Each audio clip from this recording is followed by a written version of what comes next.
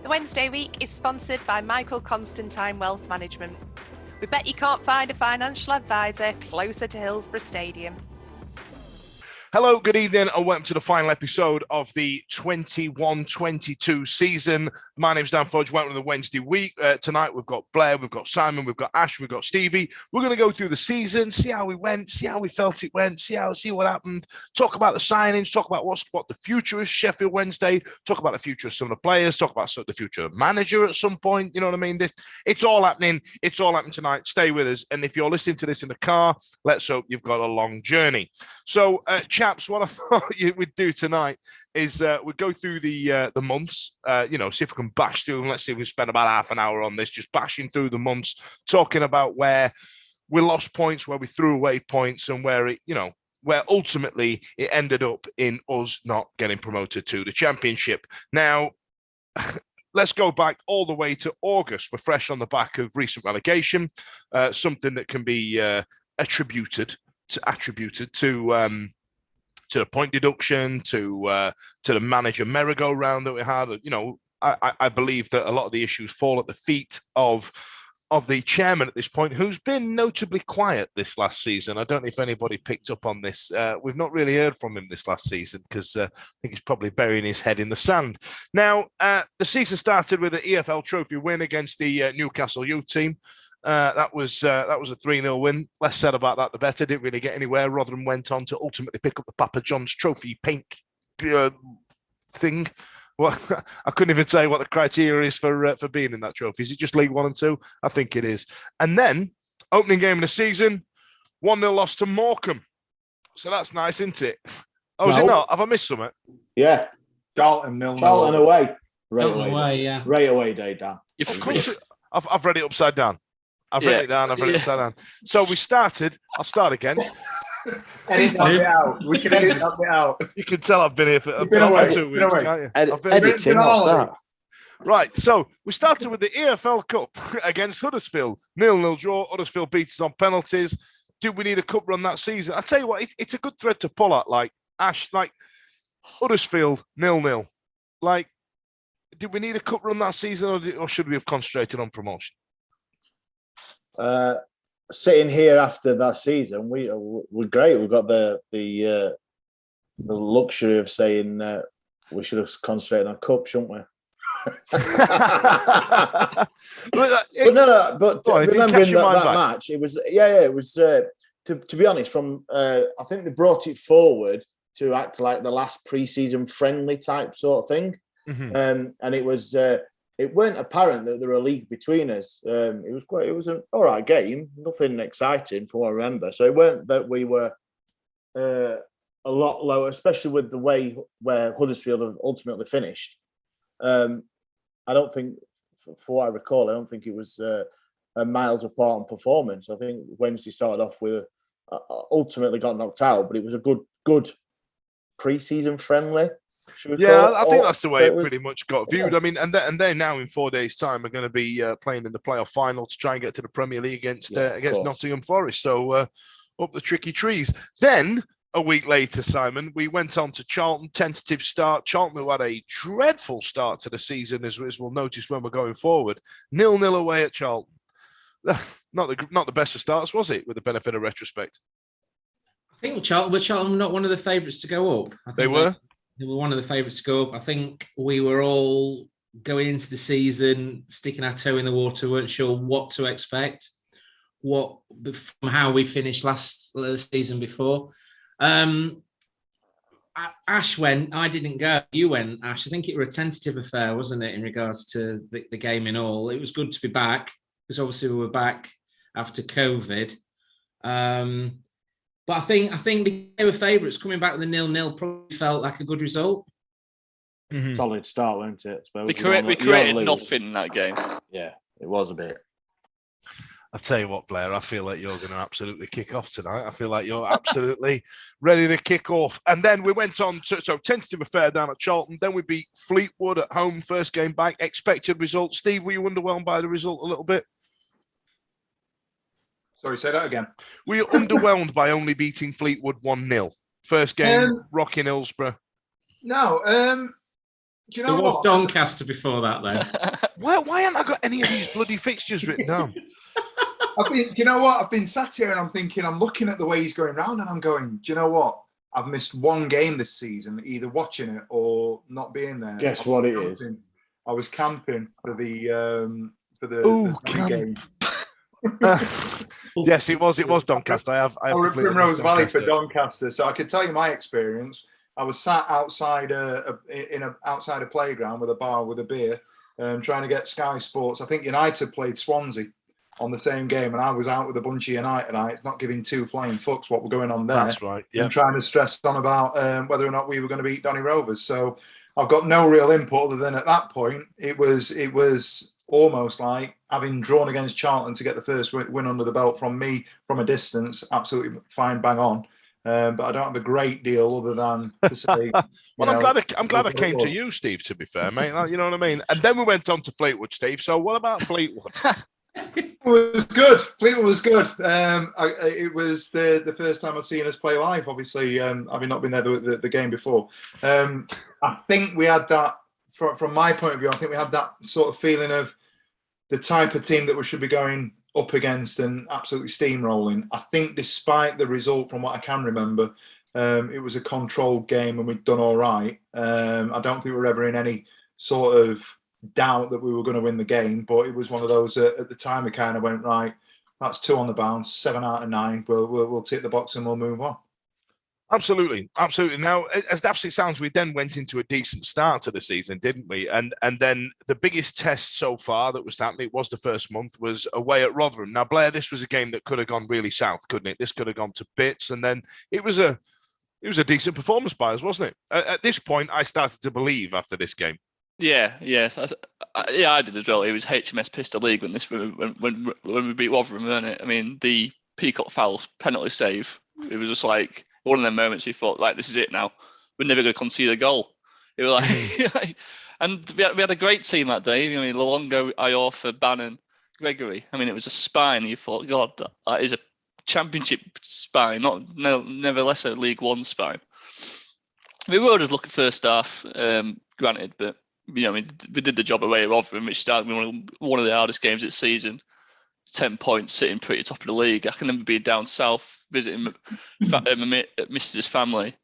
I met up with a Spurs fan, and he was saying, "Oh, how are you finding League One?" I said, "Oh, mate, I'm loving it because we just win all the time."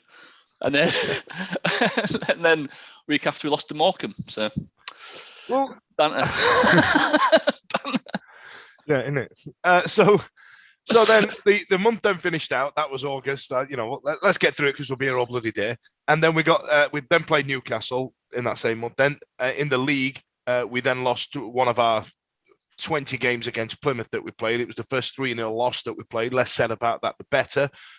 What a trip that was. You went down there, didn't you, Ash? Fuck me. Yes, I did. And he's not bitter about it at all. Was that in your electric car as well? Oh, shut up, Blair.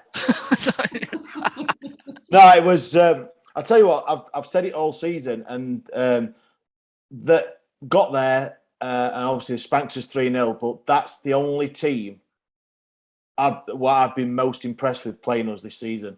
I know the other defeats at the time. Well, no, I think that 3-0. I think was even the Sunderland debacle away. I think their performance, Plymouth, was brilliant, really good.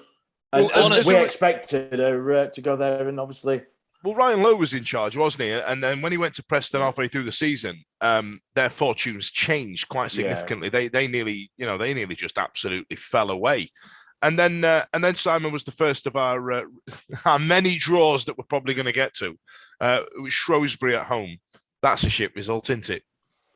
Shrewsbury, and then leading into what should have been a 1-0 win, and then Bailey Peacock Farrell having some sort of aneurysm. Correct. At Ipswich away. Yeah. And they say, don't they, there's a saying in football, the draws that kill you. And yeah. Those two were really shitty draws. I mean, bear in mind, Shrewsbury, we drew at home to, and then we lost away. I know that's further down the line, but that's a lot of points to take off us, isn't it? Yeah. So as Simon said, then we went into the Ipswich game where Bailey Peacock-Farrell lost his mind and got stuck up on the backside. But then coming after that was Wigan Athletic, Steve. Now, we away at Wigan to try and get some points to them. We beat Rotherham last month. We're now coming up to the Wigan game, and we beat them 2-1. Again, I'm now starting to believe the Shrewsbury game was just a blip. You know, Ipswich are a big club. You're getting a draw there. All right, we lost for auspicious circumstances. But beating Wigan, that's not bad, is it? That was good. I think the result was better than the performance. That was the one with Pato, where, as Patterson said, it was one of his better goals that he scored to get the winner. I thought I never felt like we were really, when we watched the game, it was on Sky, wasn't it? I never felt like we were really at threat, but you know, I didn't think that they were the best team in the league when I watched them. Like Ash had said around Plymouth, he thought Plymouth put in that performance at home and won 3-0.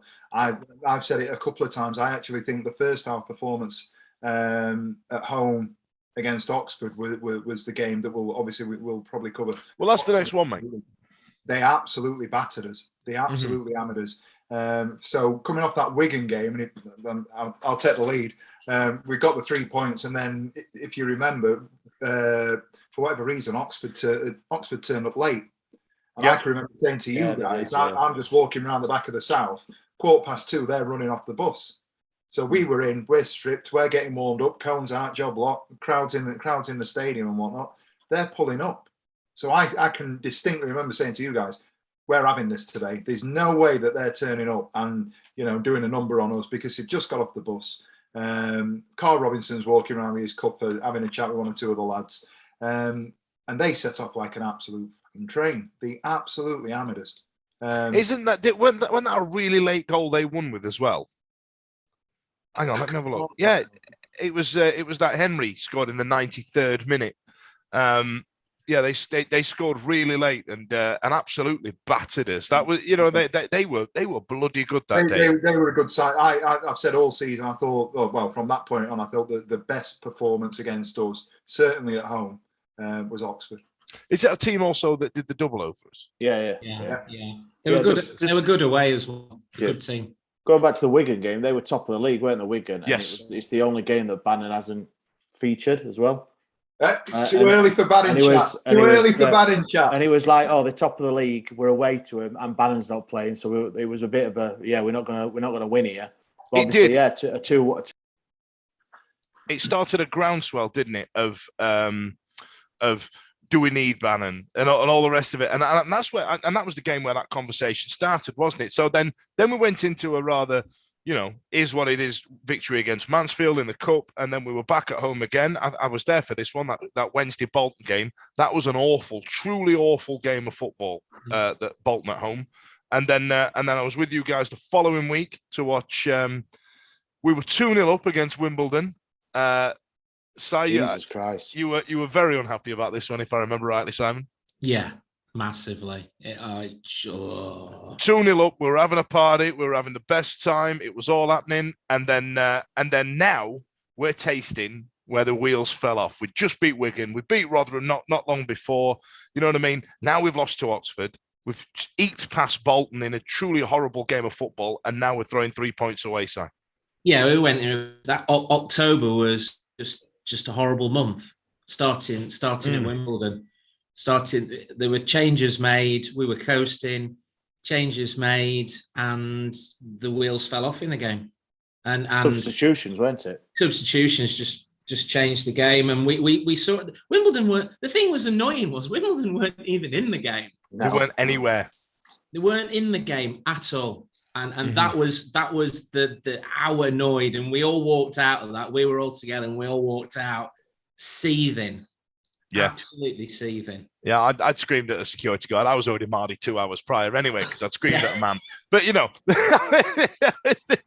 that was just circumstance. And then we went on, drew against Cambridge, drew against Lincoln City, drew against Cheltenham, and this is where that thing came from that we're going to throw Leeds away. You know what I mean? We all of a sudden made our name for ourselves in 1 month, where we're now the guys that throw the leads away. This is when we had when he started playing a formation with where you need 3 centre halves, and he had one. Yep. So we recalled Brennan, which did all right, didn't he? But at the end of the day, he was on loan to a National League side for a reason. So it's coming straight into our team. He did all right. I'm not going to say he did all right. But what I mean, this has to be the criticism of the manager. You can't change the system, which might suit other players, Barry Bannon, but you have no defenders. You need if you're going to play that from. He signed 1 centre half in the summer. You know what I mean? And you can get away with that when you're playing 4 at the back. You only need 4 fit centre halves. But when you move to 3 at the back, you need 6 fit centre halves, just in case people get injured. And it's Sheffield Wednesday, and people always get injured. Well, let's pull at that thread, Steve. So Darren Moore was forced to change in his hand in terms of formation. We were trying 4 at the back, and then we moved to 5. Then we went into this Sunderland game at the start of November, and we spanked them 3-0. So, you know what I mean? I'm going to give you this ammo, Steve, when we talk about Darren Moore later on. He saw there was an issue and he changed it, right? I don't know if that coincides with the upswelling performance against Sunderland, but yeah. I don't know what his thinking was, and I'm not really sure where things lie in terms of, we'll argue that Liam Palmer's not a centre half. As Darren Moore got it in the back of his head in terms of Blair's point that we need this many centre halves to cover this many positions. We've been incredibly unlucky this season with injuries. Incredibly unlucky. You can say what you want, and other teams will talk about the fact that we've had injuries and so forth. But the fact that we've ended up turning Marvin Johnson into a centre half, whether you agree with that or not, there was no point when we signed Marvin Johnson, there was never a point where Darren Moore's gone, I'm going to bring you in and I'm going to stick you at centre half and, you're going to do a job. That was an absolute fluke. And it was a fluke that took ages because for the first 3-4 games that he played there, he was dogger. He was terrible. He was awful. Yeah. He played his way into being a good centre half. And if you look back retrospectively and think about it, he wasn't actually that good at centre half. It was just the fact that he was awful. He did with one header. He was just, I think he'd done all right, but he did what he needed to do. But previously, we'd been that bad, and our performance had been that abject.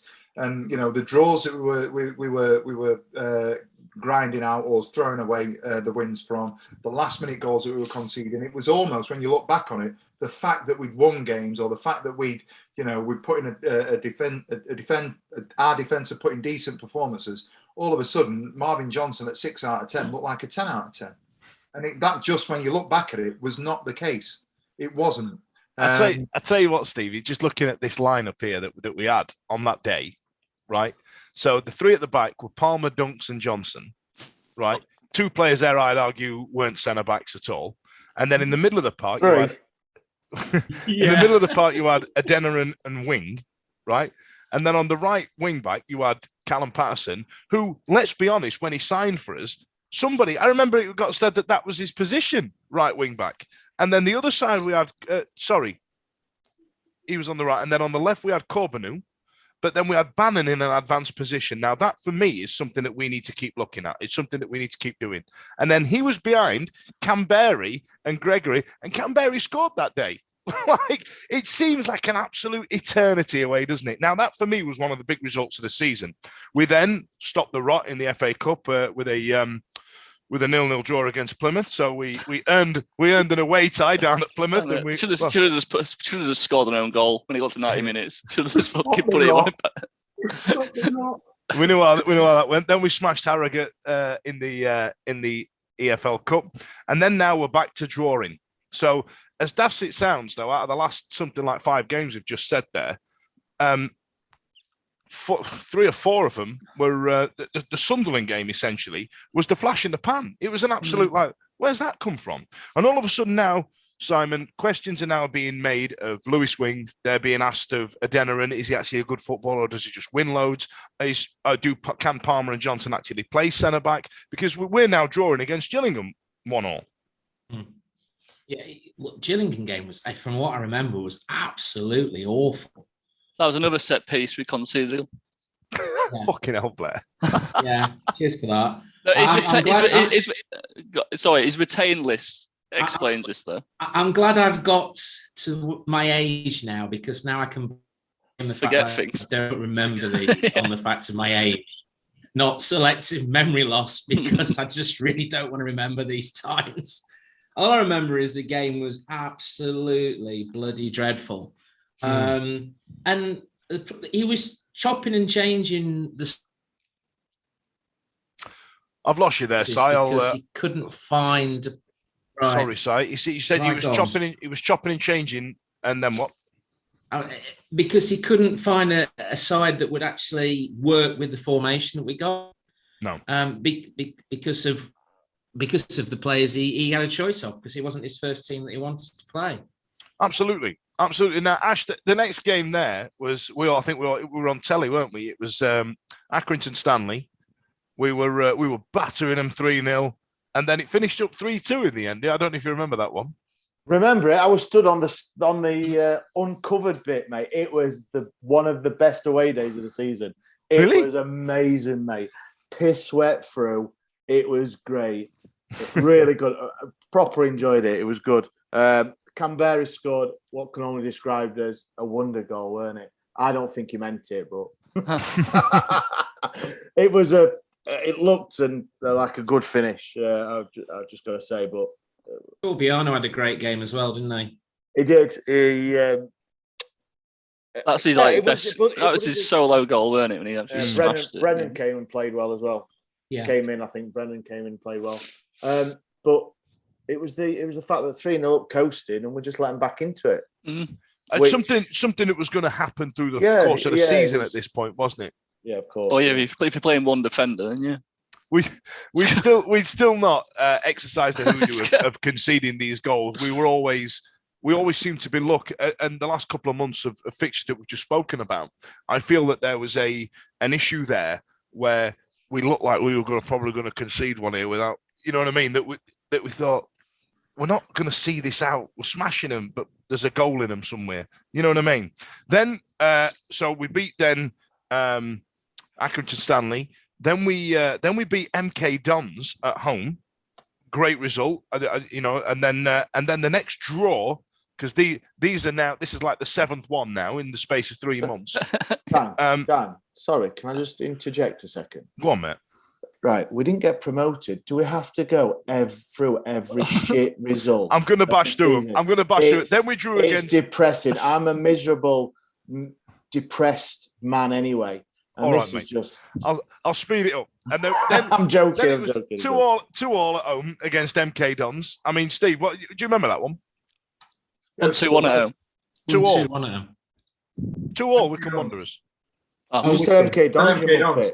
No, we've done MK Dons. I've skipped past it. Done MK Dons. I thought the Wycombe one was. Do you know what? I was all right for all the draws that we're talking about and the negativity. I was all right with the Wycombe one because I thought we were comfortably the better side, and I think at the time they were above us. Mm-hmm. We just hit our perennial position of 7th at this point after the Aki game.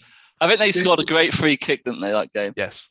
This was one you can argue it was a great free kick. Loads of people at the time argued that Peacock Farrell should have done better. Mm-hmm. Did Patterson foul him for the free kick though? Yeah. It was on it was literally, as you look where I sat on my what isn't my season ticket anymore because some fuckers took it behind the dugout. It was in line, and you could see that Peacock Farrell it didn't seem to have it kind of floated over him. It was almost not the same as the Ronaldinho one in 2002, but there was a lot of space that he could. Was that the one he took one step left? A lot of keepers do, but you notice it when they score. Take a step left and is a couple of inches from reaching it. You think, why did he take a step left? Just stay where you are, where you wanted to stand. Yeah. You know what? Just on that, as an aside, he's had his pelts. He's had some hammer this year, Peacock Farrell. And you can argue whether or not he's played well or he hasn't played well. It's those things like you've just deconstructed there. We're saying he's took one step to the left. We're talking about a player taking a step. And then we'll remember it 6 months later because he's the goalkeeper. And for every mistake that the goalkeeper makes, they're the ones that you're going to remember. How many fuck-ups has Bannon done? How many mess-ups has Pete? 632. We can go through the side and talk about the mistakes that are made, the shots that are made, this, that, and the other. Peacock Farrell's out there because he's the goalkeeper. It could be any other goalkeeper's going to get the same. So to that extent, I feel for them a little bit, but I didn't walk away from the Wycombe game feeling necessarily downbeat because we'd drawn, because it was one of those. We performed well. We were the better side, and you're thinking if we kick on now, I think there might have been a decent run of games around it where we said we'll pick points up, and when you start picking them off, and I think there was a little bit of positivity out of all the draws that we'd had when we played with. Yeah, I'll give you that. We didn't come away from that thinking all doom and gloom, because then we thought, right, we're going to go into December. Let's move on, and then we got spanked by Hartlepool 3-0. Now, this was in the Papa John's EFL Trophy. That one was a little bit embarrassing, and that was the first time I've seen in a number of years that thing, people going, "I've bought a ticket. Does anybody want it?" Like, you know what I mean? All these people that were buying tickets to try and get their points up. I thought, all right, that's what's happening. That was one of the worst disappointing. Yeah. That was one of the worst games I've ever seen at Hillsborough. It was abject. I'd agree with that. And I've watched some under-21 stuff there. The pass back from Brown to Wildsmith. It was an OG as well, wasn't it? Did Brown score an own goal as well? There was no. It was just like, I've just done it. Just no regret. No, just turned away and walked off. Oh well, and he's really. It could have gone one step further and high-fived him after. Well, that's true. And then, go on, Ash. I was just going to say it's disappointing because there were no pizza on show. I just thought, like you thought Papa John's sponsor it, and you thought they'd be selling pizzas outside or something, wouldn't you? Well, I tell you what, right? The times we've been in League One, I always think, why don't we go for the EFL Trophy? Like, we've got a deep enough squad. Let's give us a day out. Let's get the fans on side. We'd walk away from that EFL Trophy final going, we are the best team in the world. Come at me, bro, wouldn't we? I think it would have been different. I think it'd been different without the injuries. Like Stevie said, we did have injuries, so obviously, even the EFL Trophy or whatever the proper name is, it would have been well down his pecking order because of injuries. And the pressure that's on him as well. Of course, So then, it weren't a big loss. He went for it though in the group stages. Then, if you're not asked about it, then literally played the under-23s. Oh no, I don't think you're allowed, are you? No. You can play. Is it 6 players at next game or something stupid like that? I don't know. So we'll have to worry about it again in a few weeks. Yeah, there you are, isn't it? Fast forward a week, we're then 0-0 away at Portsmouth. We'll leave that pin in that. Then we're away day at Crewe Alexandra. A really, decent win. We did what we needed to do, and I thought, right, we've solved it. This is where we all play. This is how we're going to do it. This is what we're going to do. And then the following week, away at Sunderland.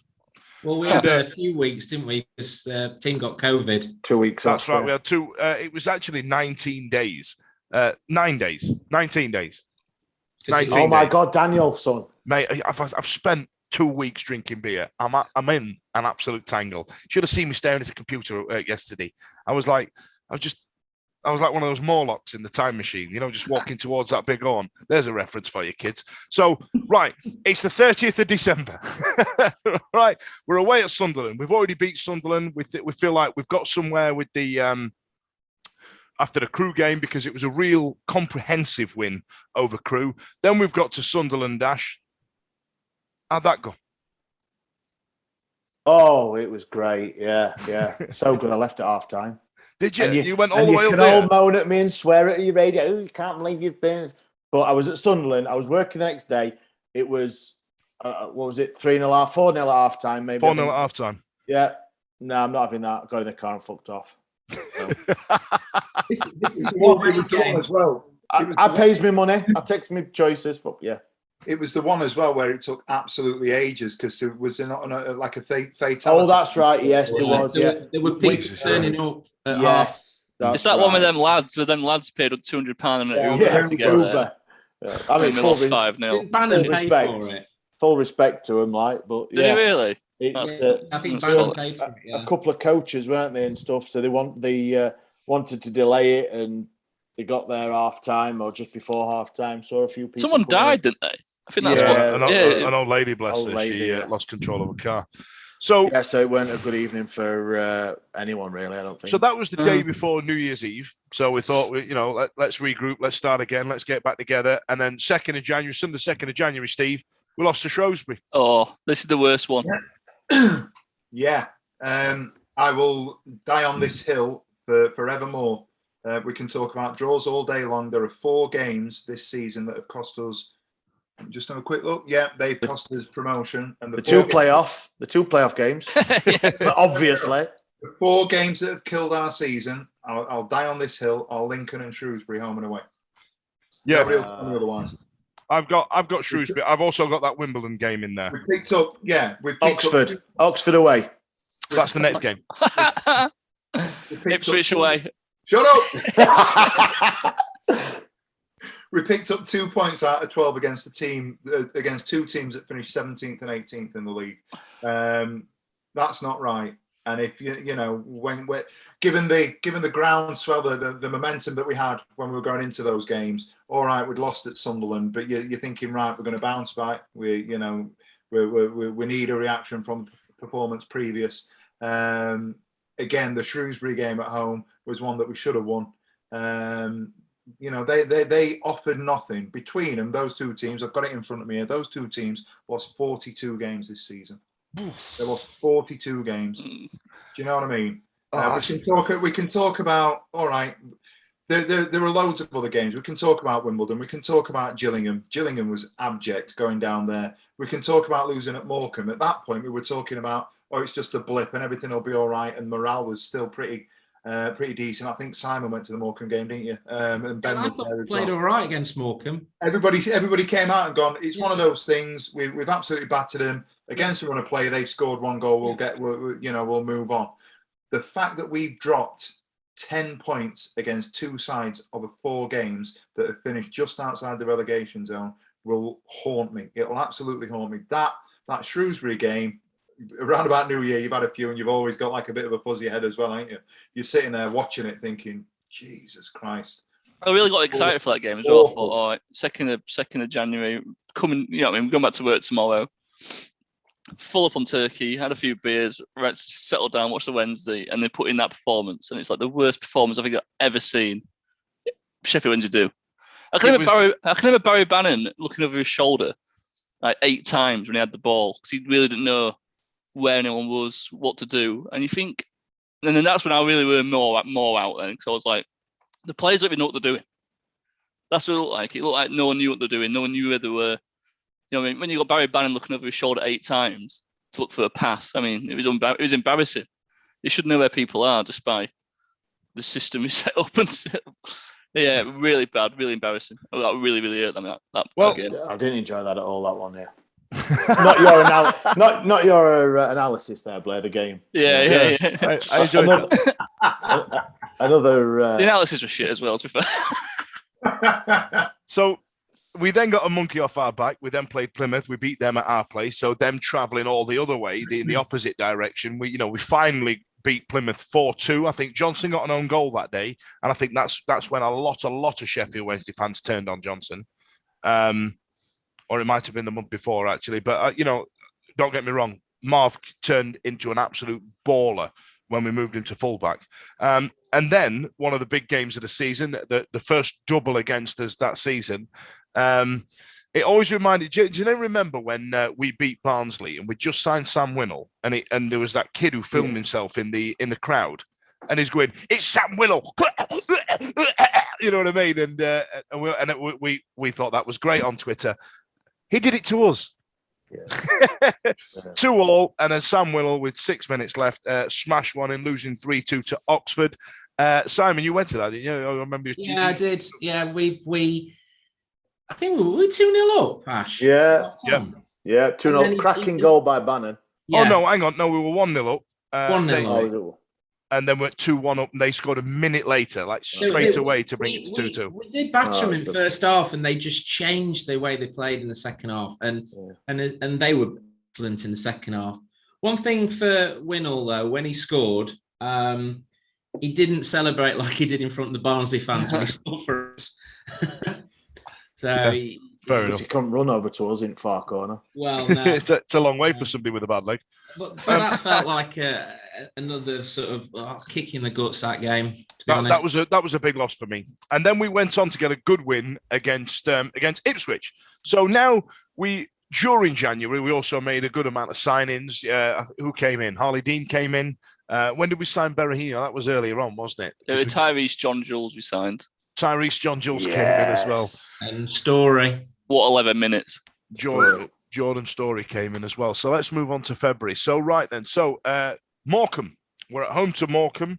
Beat them 2-0. Mendes Lang, I remember cutting in on the inside and sticking one in the far beans on toast. Then away at Burton, a team that can sometimes cause us a right load of grief. Beat them 2-0. George Byers and Silaso getting on the score sheet.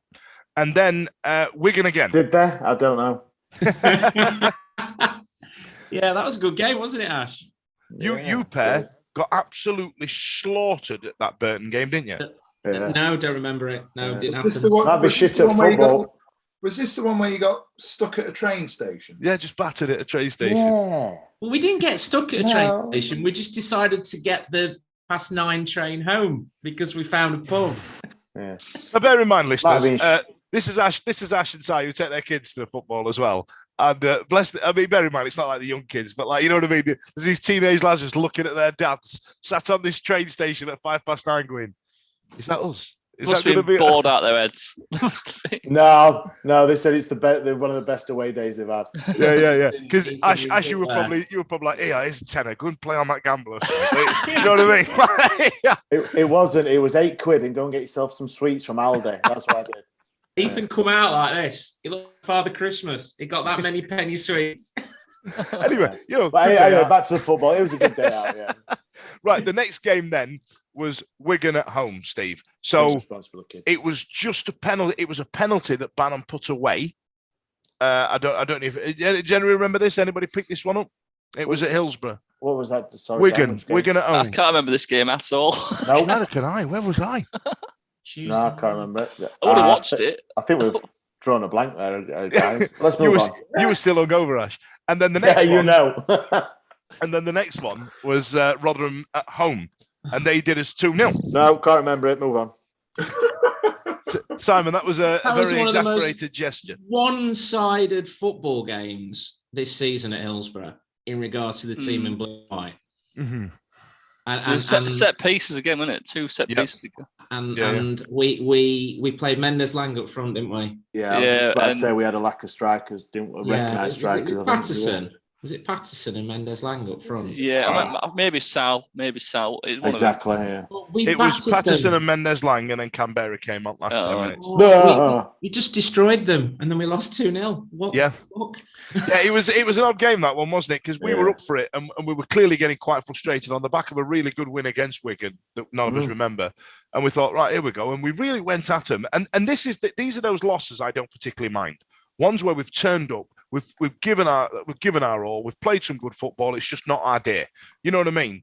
Because I'm okay with them because that's what football is. If we could predict football, then we'd be millionaires every week, wouldn't we? Then we went away to Doncaster, smashed them 3-1. We just absolutely battered them. Then we played Charlton at home. we didn't batter them though, did we?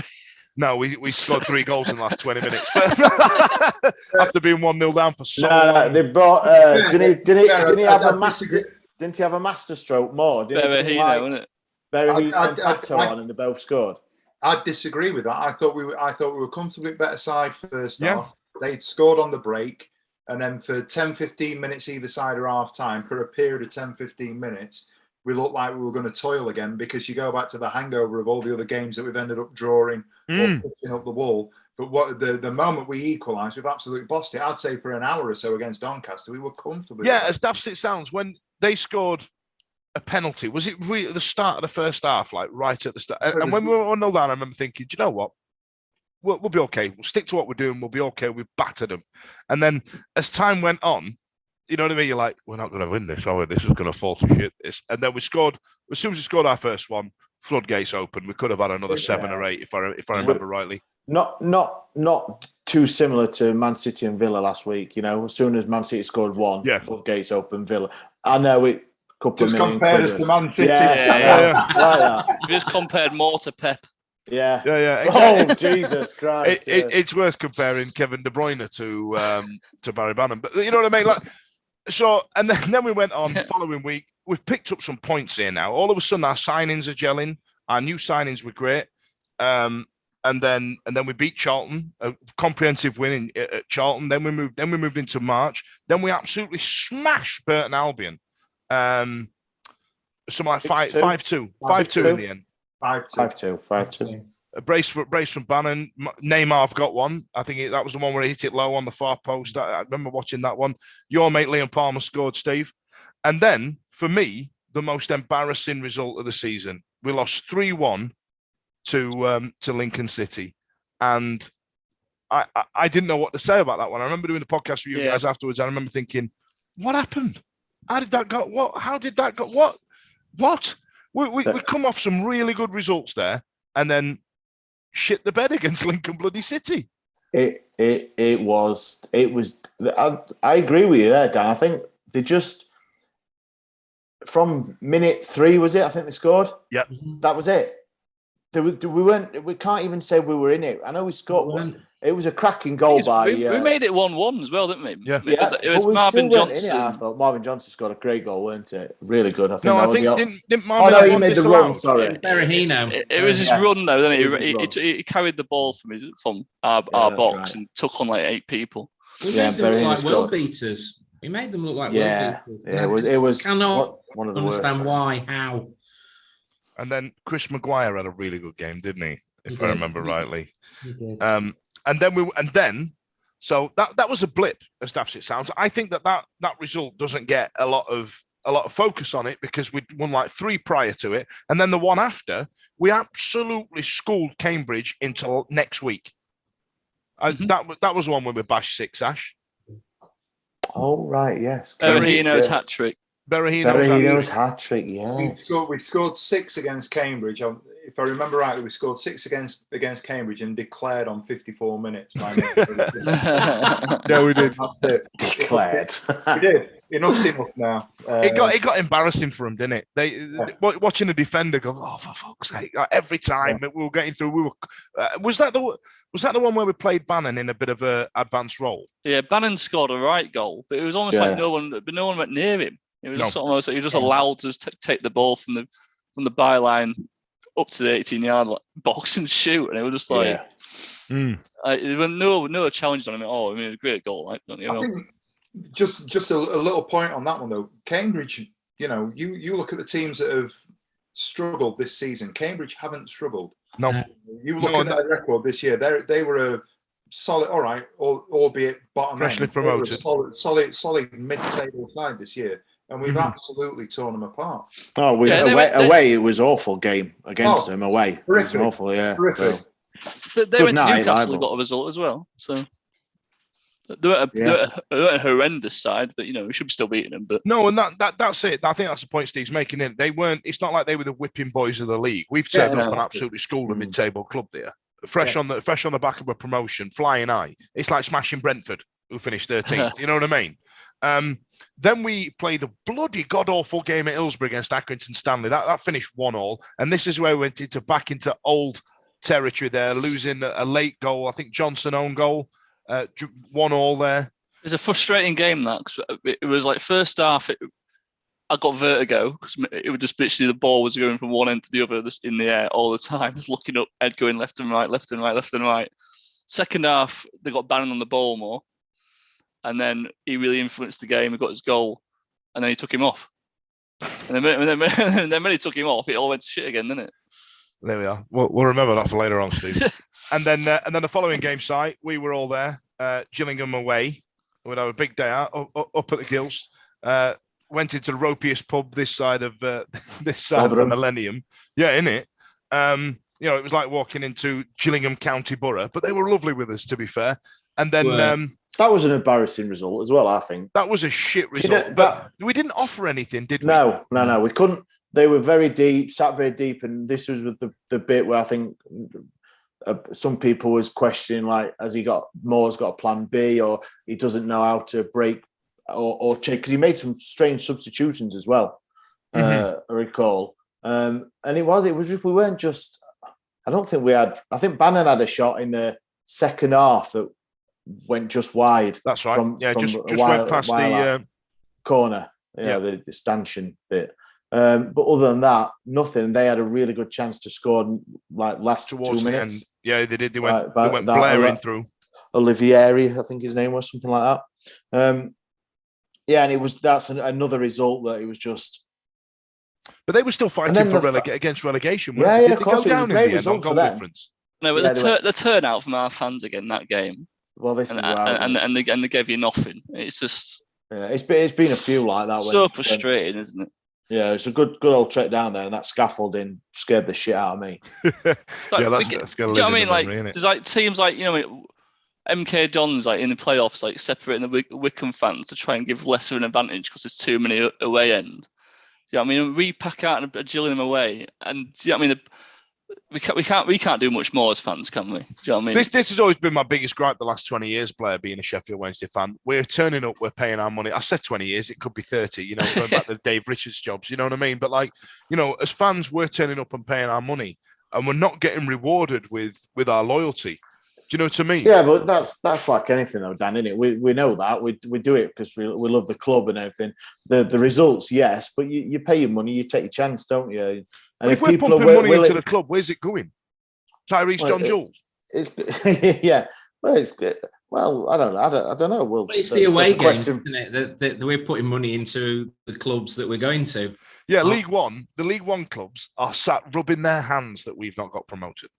Of course they are. Yeah. And Derby County and all. Come on, they're going to have a right day out now. Yeah, which is only right though, isn't it? You've got bigger clubs coming down and they're going to take or would take a good away following. But sometimes I do wonder why clubs down lower in the League One, who probably are going to either fight relegation or mid-table, don't give a better away allocation for the money.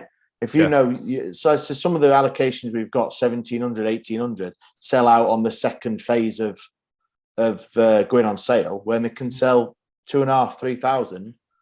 I'll tell you, and they get there and they've only sold 4,000 full or whatever. You know what I mean? It's a solid point, actually. Ash. Bournemouth did it when they were in the Championship. I remember a good 14 years ago now. I was away at Bournemouth. I was living in Southampton at the time, so it was like a 20-minute drive, so decent. And that they just built. They didn't have an away end. I don't know if you remember. They didn't have one before they went up to the Prem, and then they put one in. But just before they went to Prem, they put one in. They gave us the entire away end, and then they kept back about 3,000 of this sliver next to the away end on the big long stand opposite the Steve Fletcher stand. Not that Steve Fletcher. And they had it in the pocket. And I thought that was a good idea. I thought, well, why not? Why not rinse these ropey Northerners coming down here? We give enough of them our money, come and work on our railway. You know what I mean? But anyway, let's move on. So then we smashed Cheltenham at home. Should have happened. Yeah, That's what we did. Smashed them. Brilliant. Let's move on. Now we're in April. Now we're in the monies. You know what I mean? We're in the money seats. We finally got over the line with Wimbledon with a late winner from Lee Gregory. Jack Hunt scoring for the Wendy. This is not that long ago now, is it? Congratulations. And then we got back into old habits once again. Another late equaliser from Bolton Wanderers when we played away at them. That was dog shit. That was really annoying. I was out in Sheffield, and I said to my mates, "Well, at least we've suddenly stopped conceding late goals." That was when it was really cold. Yeah, it was bloody freezing. And then MK Dons again. Now this is one of those games where I after this game I remember thinking, right, looks like we probably might get playoffs here. We couldn't get out of 7th, but we still had that game in hand and all the rest of it. But this game, I thought, we've beat MK Dons twice now, or you know what I mean? And I want them in the playoffs. Let's have them. Now, Corbenu's playing for them now, and we were 3-0 up. We scored on the 10th, 20th, and 30th minute. We're 3-0 up that we were out of sight. We were gone. And that game finished 3-2. They got a really late one to make it 3-2. Do you remember? And I remember thinking, why can't we stop that shit off? What's going? What you know? It's got to be. Is it got to be mental? Is it? I don't think it is. It's not tactical. It can't be. So it's got. Is it in the player's mind? It was a set piece ago again. Set piece, wasn't it? And I think in that particular game, in the first half, we gave absolutely everything. And I think and I actually think they were buggered in the second. And I know they're professional footballers. Harley Dean going off killed that game. Yeah. It was the Dean going off. We talked about it because it was literally 6 weeks ago. Dean went off and they brought Dunkley on, and whether or not we talk about Dunkley in a little bit, but he came on expecting to replace Dean as a cultured ball playing or whatever you want to call it, shit kicking, however Dean was playing the game. My point is, however Dean was playing, Dunkley wanted to go and fit in. And your first header as a centre off, Daniel back me. Whatever happens, just go win your first fucking header. Don't let it bounce. Clear it all out. He's let it bounce. He's out of position. He's trying to play. I think if I remember rightly, was it Parrott that scored the equaliser, or it was either Parrott or Twine? And he's come in behind Story because Story was out of position as well. The back three was just a mess, basically. If that doesn't happen, if Dean's on the pitch, we don't concede before half time. We're going in there 3-0 at half time. No worries about that game whatsoever. Nobody will tell me otherwise. Absolutely no worries. They get one back, and then you've got that mentality of we ship goals. They're going to come back into it.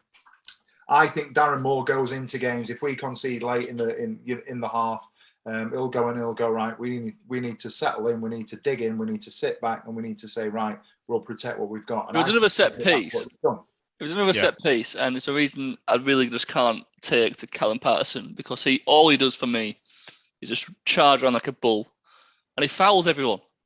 That's what we've got him for. We replaced Nuyu. And so many of his fouls lead to goals. That's it sounds. We got rid of Nuyu, and then we got Patterson to do literally exactly the same job. But Nuyu didn't foul as many people, but he used to get called up on fouls because he was so massive. And so anyway, that finished 3-2, and it felt like a draw to me, that one. And then we beat Crewe Alexandra. That was what we needed to do. That was our game in hand, if I remember rightly. And then we finally got into the playoffs, and now we're playing Wickham. Oh, sorry, Dad. Don't just gloss over Crewe Alexandra. It was a penalty. We won 1-0. It was a shitty game of football. What? It was great. Go on, you tell me why the 1-0 win against Crewe at home that we won by a penalty was great. You wind up bastard. I know. So I told you everything. Shit game of football it was. However, it was needed, though, weren't it? It was needed. They started off well. Wednesday started off well that game, actually. Yeah, if they scored earlier, we would have won 5 or 6. We got the 3 points. It was what we needed. And then, so here we go. Now, this game pissed me off. This game really wound me up. Away at Wickham. Here we have an opportunity, because Rotherham was shit in the bed at the time. Wigan couldn't seem to get over the line at this point. And here's an opportunity for Sheffield Wednesday to come crashing that party with our 3 big points ready to stick it in. Aiming for the truck. We're not aiming for the truck. Yeah, exactly right. Yeah. So what? All that bollocks. Yeah. So what happened, lads? Sam Hutchinson happened. We had a referee. Well, we had a legitimate goal. We had a legitimate goal ruled for a foul or something. We got shithoused. Penalty not given.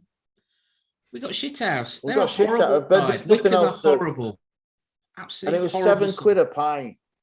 £7 for a pie. That's being shithoused, that, isn't it? I tell you what, that Wickham, I actually quite like Wickham's ground. I like their little setup. And I used to live up the road from that ground. I used to go down a few times. And that was the first time I ever come across something called beefy drink. What's that? What's beefy drink? And just get us Bovril. It can't be that dear, lads. You know what I mean? Go macro. They sell it. Then, away at Fleetwood. Wickham, wasn't it? Away at Fleetwood. Now, Fleetwood there, another 3-2. Now, there's a good few, since we've gone through these results, I didn't realise how many times we've hit 3 or 4 goals and we've let the other side score 2.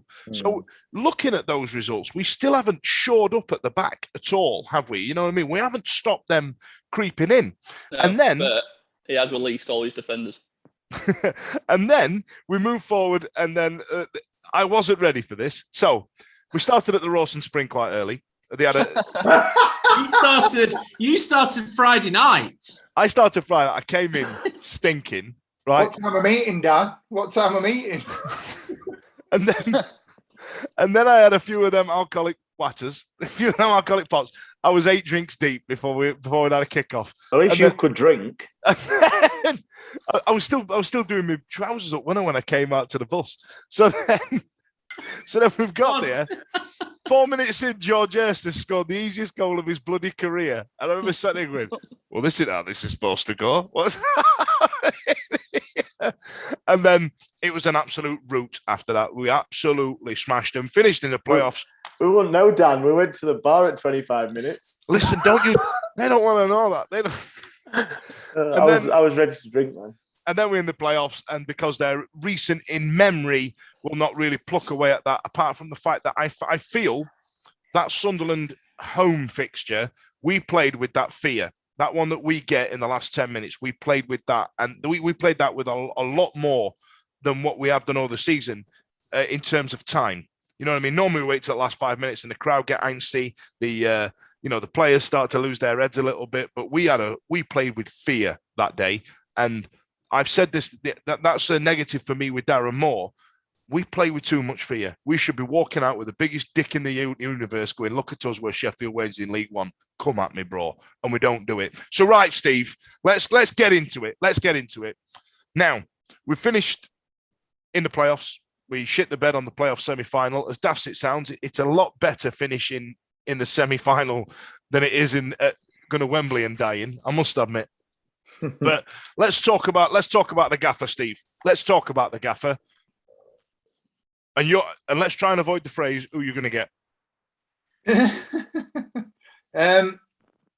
I think personally it's difficult, isn't it? You know, in all seriousness now, it's difficult because we wanted to get up, we wanted to get out of the league with the resource that we've got, with the size of the club that we are. I know that we've spoken previously about an expectation that we bounce straight back. We've never done that previously. I go back to points that we've made in podcasts over the last 18 months to 2 years. Our club was hemorrhaging in absolutely every way, shape and form that you can imagine. Orifice. We were all over the shop.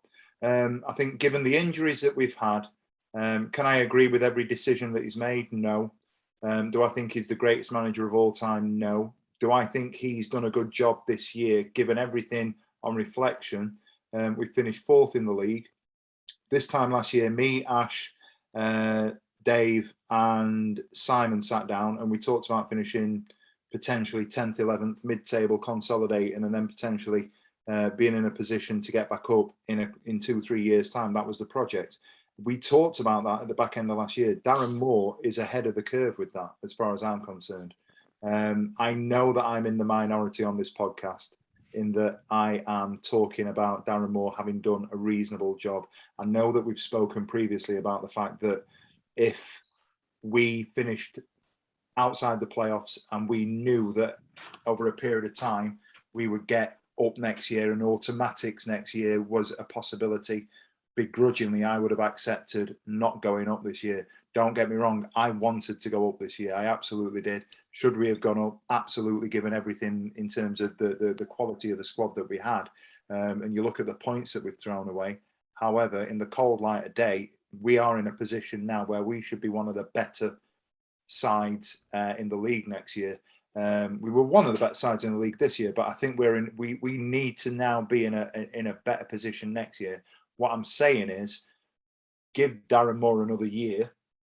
If we don't go up and we're not in a position to be in and around the automatics by sort of January, February time next year, then there's going to be questions to be asked.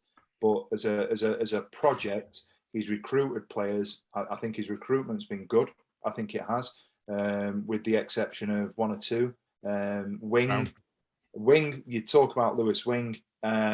Everybody would have signed Lewis Wing last year. We'd have all took Lewis Wing. I tell you what it is, Steve, though. I think where you're being a little bit romantic is the pressure of it being Sheffield Wednesday.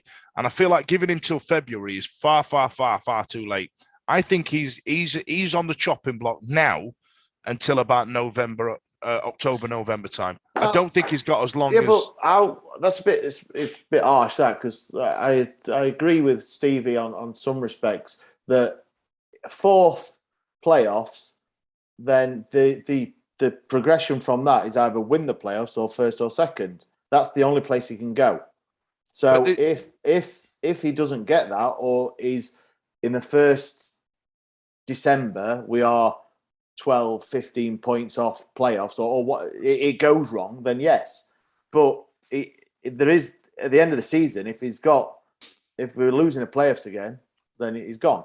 Well, I tell you what, progression there, is there? Do you know? Let me enter a new challenger.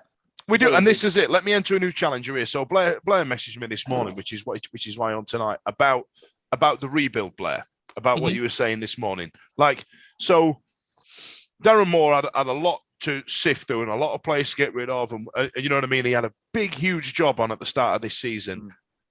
Go on, Blair. Yeah, so his like get out clause from like August up until late November was, we signed 17 players or 10 players or whatever, and they need to gel. He doesn't know his best 11, blah blah blah. Well, he's just released 10, and he's just offered four new contracts. And if they don't sign, he needs to replace 14 players. So has he got that same excuse next season? It's a huge rebuild job. So if you agreed with what he said August to thing this season, then you're going to agree for this season, aren't you? So, I think the job that he did last year in terms of overhauling the squad, given everything that we went through and we had gone through for the 2 years previously, I think he's done a stellar job. He's overhauled it, but a lot he's going to have to do it again. Yeah. Listen, I don't disagree, but I think he's proven this year. You look at the players that he's managed to recruit.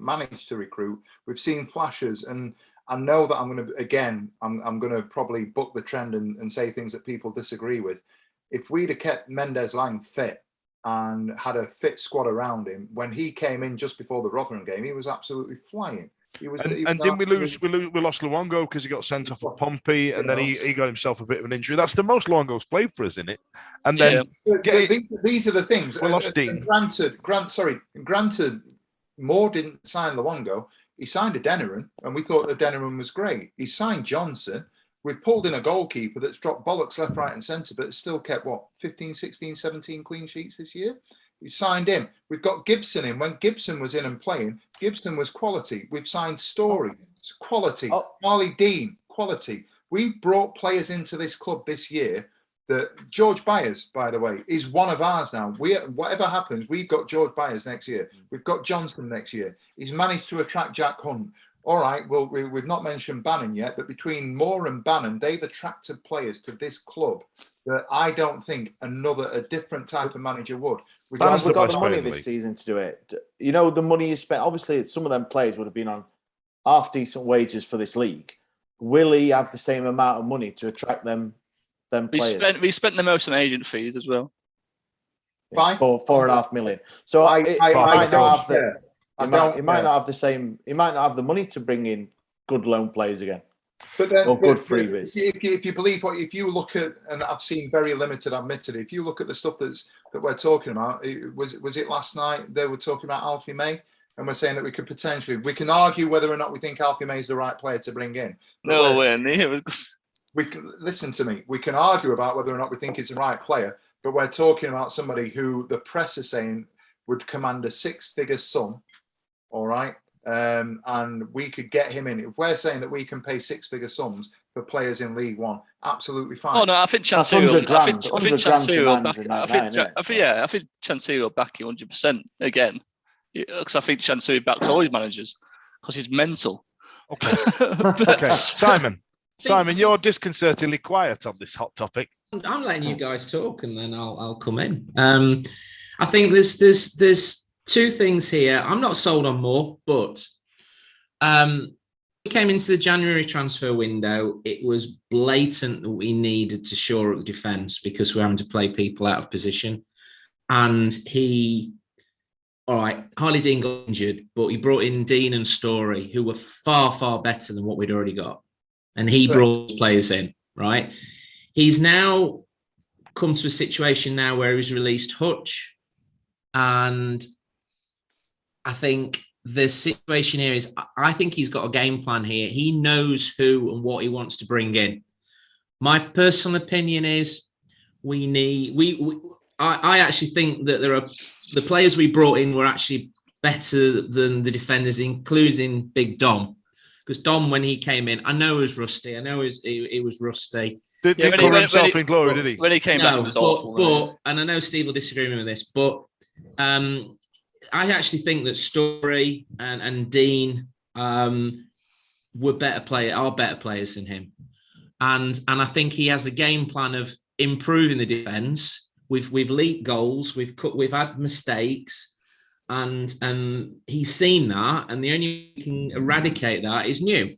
Yeah, well, he's obviously like you say, he's obviously addressing the issue by releasing all his defenders. Hear me out. So he's with Bannon and Byers. Byers was exceptional this season when he eventually got fit. One of the best players I've seen play for Wednesday for a long time. If he can keep Luongo, that's I don't know. There's talk about him wanting to go back to Australia or going to London. Then if we keep him, then we build on that midfield. But then what we need up is an out and out striker side of Gregory. And I think he knows what he wants. I think he knows the type of players. I think what let him down slightly at the start of last season was he didn't bring a centre back in. We brought a lot of midfielders in, and he didn't bring, because I think he thought we got the right back three, back four, and injuries showed that, and Dunkley showed that he wasn't up to it. Unfortunately, and maybe that was his only real mistake in regards to the players he brought in. But the class of players he's in, and on decent tracks, has been superb. Apart from Brown, I think he obviously got let down by the injuries, especially up front.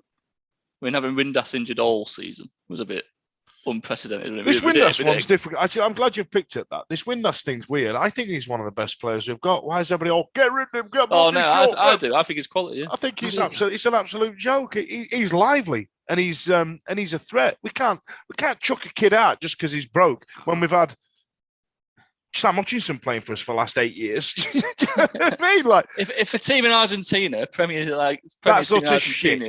There is no way in God's green earth that team in Argentina, manager. In it, well, he's just sat there and gone, yeah, I've had it. I just signed this geezer on fucking manager, innit? Who did drag us in the fucking? That's culturally appropriate, innit? I'll move on from that. Alvarez and the Drogas in the car. You don't get many punchlines like that tonight, kids. Listen, right, so the retain list get done. The retain list got done. Hutch, Berrajango, and Cheyenne, they've gone. Yeah. I think that's a big call for me. That I think Che Dunkley, out of the three, I'd probably get rid of. But Hutch, Christ, and Berahino's turned up when, at times and rescued us a little bit. And that's why I think he's got somebody or players in mind at the back. You reckon he's got a ball over the pocket then? I think he's got people. It'd be the lone players who've just left. Listen, if it's Aidan Flint, I'm going to go and jump in the sea. Yeah, that'd be a great signing, wouldn't it? He knows players. Hector. I think we need an entire back three made of 6'5" blokes, to be honest. Yeah, it's League One. It's exactly what we need. Steve, we're available, aren't we, Steve? We're big lads. Yeah. We'll go and do it. We'll chuck a shirt on. My shirt. It's tight, this Macron shirt, Steve. That's why I've not bought it. Oh, right, fair. Fair. It'll not be that next season anyway, will it? It'll be something different. Oh, is it? Are we changing kit makers? We'll find out in October. I know, for fuck's sake. Fucking wine. Right, listen, I've got one more question before we sign off, because that's nearly an hour and 15. So, there's loads we can go out down. I know, innit? But we'll do a part two. Part two next week. But one question I wanted to shout to you guys before we wrap this up is Cameron Dawson. Why spoil it? Why did you spoil it? How on earth is that your last question? I know you Cameron absolutely. Dawson. All that Ash forward earlier, you go for Cameron Dawson. I've gone through all that what Ash sent through, Anna. I don't know. Okay, what was it? I don't know what I sent you. All I can say about Cameron Dawson. Cameron Dawson fall under other shit. Cameron Dawson's fallen under other shit. And all I'll tell I can say about him is that the Exeter fans love him. This is nuance to this question. Steve, bear with me on this. These are just shit kicking now. Come on, Steve. We're mates. The Cameron Dawson has had a very good season with Exeter in League Two. Yeah, he's had a very good season. We're now in League One. Cameron Dawson, last time I saw him play for us was away at Brentford getting spanked 5-0 and getting lobbed on the edge of the 18 box, and then one went through his bloody legs. You know what I mean? We saw one bounce off the post and hit him on the back of the head and go in against Blackburn in another 5-0 bloody kicking. Do we give him another crack of the whip at Sheffield Wednesday? Now his confidence is up a little bit. Start me off, Steve. Right. I'll start with the most controversial point that I can possibly come up with. I don't really give a shit. I don't think it's a priority. Gee, that's what I was going to say. That's what I was going to... Does anybody else give a shit? I do not care. I don't think it's a priority. And the reason that I don't think it's a priority is that if he comes in, like I've seen somewhere, forgive me, I don't know where I've seen it, but if you look at him as profile and take his name away and you say, we've got a lad who's got a team out the division, I think he was League 2 goalkeeper of the year. We chuck everything at him. The fact that he's one of ours and he comes with baggage is a problem. I don't think he's coming back to us. If he is coming back to us, he's not coming back to us to sit on the bench. He's either coming back to us as number one, or he's an asset that we need to move on because we've got a couple of years on his contract. Either or for me at the moment, I'm absolutely fine with. I'm more bothered about the three lads that we've been talking about, all the positions we've been talking about all night. The three lads in front of him are the issue. Have we got, is Iorfa going to be fit? Are we going to recruit two other centre halves? What role is my mate Liam Palmer going to play next year? Are we going to keep Jack on his Neymar going to play left wing back and tear it up from minute 1 like he has done from minute 60, if you like, this season? Well, if we've got that back five secure with in front of him, I don't give a shit who the goalkeeper is, to be honest with you, because whoever we recruit, if it's somebody on loan, they're going to be coming down from a league above and they're going to be coming down with a point to prove like Peacock Farrell did. If it's Cameron Dawson, he's going to come in. He's going to need big bollocks when he drops makes his first mistake. He's going to have to be able to wear that, to deal with it, to be able to bounce back from it. But from my point of view, I don't really care. It's not a priority. Sorry, goalkeeper. Does anybody else disagree with that? Not really. Yeah, I think it's right. I disagree. Go on, Smash. What are you saying? It's one of the most important positions, isn't it? So you've got to get that right. You've just said about him being like. But I think what Steve's saying is though, like if it's Cam, he could probably do a job. If it's somebody else, it'd be somebody else doing a job. I guess. So when he drops one back at net and he gets everyone on the back in the first game, that'd be my concern. Any goalkeeper can do that. I know that, but you've got to be concerned about one of the most important positions. That's the point. That's the point I'm making, Ash. Though, isn't it? What I'm saying is that will happen at some point next season. If Cameron Dawson is our number one, he's going to drop a bollock. He might drop 2-3 bollocks in 2-3 games. Is that then us going? Remember Brentford? Can you remember this? Can you remember that? Yeah. Forget he's played it in league. He's done this, that, and the other in League 2, so on and so forth. And then all of a sudden, and we know that he does this. He's going to turn around and he's going to go, right, this is what they're saying on social media. This is what they're saying on the podcasts. Yeah. This is it. How is that going to affect him? For me, I don't know. I would like to think that he's had a really strong season and his mentality is at a point now where we're turning around going, yeah, we'll give and they get better as they get older. Yeah, but the other thing to mention as well with that is, if we're talking about our financial situation, he's on a contract that is secure. Mm-hmm. We're not going to bringing a goalkeeper in on loan. Well, this is it. This is what I was going to say. Do we chuck some more money at somebody else when we can put Cameron Dawson in? He was on the back of a good season. His confidence is up a lot more, and then use that money to fill up those holes of that line of three lads in front of him. Because, like you say, I think that's the most pressing. Does anybody have any other business? We could talk about loads of stuff, but honestly, I've had enough of podcasting for this season. It's been a long season, guys, and I wanted to say thank you to all for listening. If you've listened to every episode, you're better than me. My apologies if I think earlier on I used some choice language. It happens. It happens. It's been great. Thanks a lot for sharing this journey with us. Well, some of us will probably see you next year. Some of us might not. We might have some new faces. See what happens. You know what I mean? It might be funnier. But listen, thanks a lot for joining us. Me? Are you sacking me? Listen, Steve, don't make it awkward on air. Actually, I've not had that contract. Yeah, Retained we're list. lowering the Retained age. list. We're lowering Right, the age. you're all fucking fired. See you later. The Wednesday week is sponsored by Michael Constantine Wealth Management. We bet you can't find a financial advisor closer to Hillsborough Stadium.